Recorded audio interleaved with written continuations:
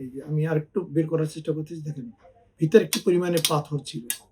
অথচ তাদের ভাষ্য মতে তেমন কোনো উপসর্গ ছিল না, শুধু গ্যাস্ট্রিকের সমস্যা। যে কোনো পিত্তথলি ওপেন করলেই হলুদ রঙের পিত্ত রস বা পানি বের হবে। দেখেন এই রোগীর পিত্তথলিটা আমি একটু ওপেন করলাম, দেখেন পুজ বের হচ্ছে, পুজ।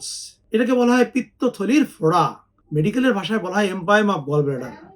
পুজ দিয়ে ভরে গেছে। অথচ এই রোগীর পেটে প্রচন্ড ব্যথা থাকার কথা ছিল, জ্বর থাকার কথা ছিল, বমি থাকার কথা ছিল, কিন্তু রোগী বলছে তার কোনো ওইরকম সমস্যা। দেখেন আমরা ওপেন করার পরে কি পরিমাণে পুজ বের হইলো। এবার দেখেন পুজের পরে কেন পুজ হইলো সেটা একটু দেখেন। এবার এই যে আমি আরেকটু বের করার চেষ্টা করতেছি, দেখেন ভিতরে কি পরিমাণে পাথর ছিল।